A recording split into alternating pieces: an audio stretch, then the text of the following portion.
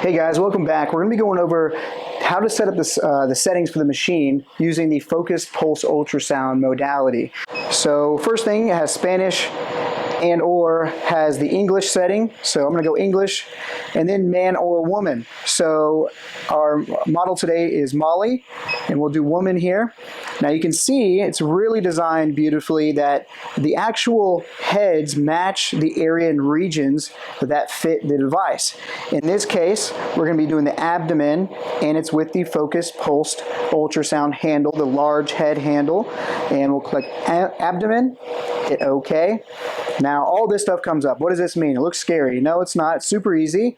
You're going to be changing pretty much these two settings, and the rest will change with it. So notice here, the energy intensity can go up. I believe it goes to 30. And then the millimeters, same thing. And the millimeters, that's really the depth.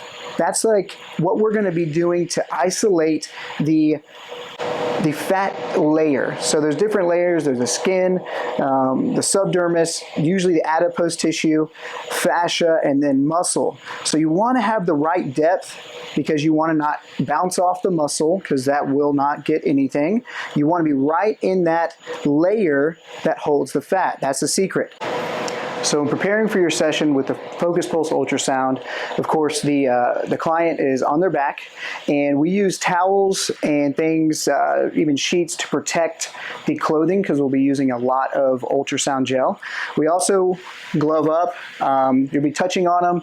It's just good, safe business practice, and you want to get all goopy from the ultrasound gel. You'll need your calipers, especially for the first session, and continuing. It's good to get that measurement, and of course the ultrasound gel. Now, so I like to use this, actually is aloe vera for sunburn relief gel. I've used all the different types of ultrasound gels, and I like this one. It still achieves the same purpose to help conduction through a liquid type of surface for smoothness with the ultrasound, but this has a little bit of lidocaine in it, and I found that people sometimes are a little bit sensitive if the settings are a little bit high, or sometimes on their sides they get sensitive. So lidocaine after a few minutes helps kind of numb that. But you don't want to put somebody through pain, but if the settings are correct, that shouldn't be an issue. They may feel prickly, they'll feel warmth. Sometimes in certain areas, depending on the skin tone, skin sensitivity, it can feel a little bit more sensitive, usually on the flanks, on the side, but you don't want to see bruising, you don't want to see whelping, and any discoloration other than some redness from the heat. That kind of is normal with this because you are sending focused pulse ultrasound waves, supersonic, through a skin layer, right? So in skin, there is going to be nerves and there's going to be blood vessels. So sometimes a thing called petechia, where a little bitty micro capillaries break inside of the skin, and that's completely normal. It should go away, just like any discoloration should go away within a day, within hours. But if you have the settings correctly, then it shouldn't be an issue. If you have it too high, it will not be a fun experience for them and probably not for you later. So keep that in mind. The way you set that is the intensity on the machine and the depth using the calipers. So the calipers, really simple, really easy. I like to usually, based on the area, in this instance with Molly, we're going to be working the abdomen. She already has not a lot of fat tissue to work on, if any, but what we do is we typically grab an area. I know I'm going to be working in this area, and really giving it a, you're grabbing that area, and I'm not going deep with it. I'm just kind of superficial, laying it on top and going here. So 30, right? Going here. 30. 32. And just below about a 28, 29. So I typically take the averages of those. So 30 was the most common, 28, 29, 30. So I'll probably be right at 29, maybe 30 on the depth. Intensity is the other part. Now, it goes all the way up to, I believe, 24 on the intensity. I usually start in the middle to lower range. You can tell by also how much depth or how much surface area is going to be worked on, because that's going to dictate your shot count, right? So you have depth, and you have intensity. So I'm going to go to the machine, I'm going to set that up, and I'm going to apply the ultrasound gel, and we will begin.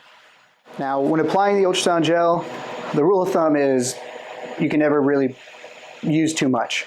The device is going to move it around, it will slough off. That's why it's good to put towels down, protect their clothing, put towels in the area. But you really can't use too much. You can use too less though. So it's going to help buffer some of the initial sonic wave pulse, and this helps with that. So be generous with it. Your clients will thank you. But notice I'm just in that area, right?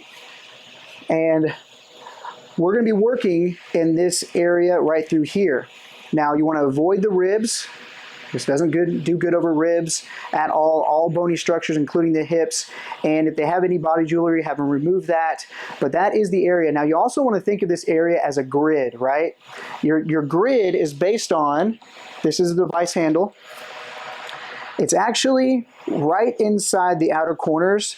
It's about 3/4 of an inch to 1/2 an inch or so of the actual pulse, right? So you want to think of every spot as that same spacing, and you'll be going back and forth, almost like mowing the lawn. If you ever mow the lawn, you kind of stay along that track. That's what you're creating here, because you're sending out the energy pulse right in that area, and you want to move it and move it, and I'll show you the pattern because it's real specific. Now you can get a little bit more loose with it if you have somebody that has more in the lower region around the belly button, or sometimes I've seen even with post-lipo, patients just had streaks because either the doctor wasn't that great or they just had some side effects. So you can focus on more areas rather than it has to be a precise science. Obviously, most people are thinner in any fat tissue near the rib cage and the upper thorax, but as it gets deeper, that's where we carry it, right? That's what our body's been trained. Now let's untrain it by creating these cells to liquefy and creating that chemical signal, getting apoptosis to the brain to say, hey, no more storing here. That's the objective. So super easy. It's not on yet, so I like to sometimes just make sure it's even, nice and smooth all around the area. And you'll notice on the top there is a light on the top of this, and we'll go more into that detail in just a moment, but that's important. And on the handle is the button. That is the power button, because every time you click that is going to be the impulse that's sent out. You will actually hear a beep, and often you will hear a almost hissing sound. Now that hissing sound is that pulse being sent out, but it's also the layer of fat being sizzled or broken up. It's really, really cool. The higher the intensity, you'll hear it more, but that is a good sign. So again, you explain to them what they might feel as sensation, and you don't want them in pain. Obviously, you set it here, and super important, what you want to do is always have the head flat, and before you press the button, see how I'm holding it super easy, my finger's right on the power button, it's going to pulse. Remember that 340 milliseconds, and you have a delay before you can ever press it again of 1500 milliseconds. So have it flat, and you press it, and you don't move, right? So you just go. Once it's on, make sure it's on. You won't see the light switch, but also notice how the light switches. Boom, just like that, right? Then you'll move it ever so slightly in your path, in your mental grid, and again. Now over the belly button, it's not an issue. Simple movements, but notice how I'm kind of doing a swirl. This helps to kind of disperse some of that warmth. But notice these lines.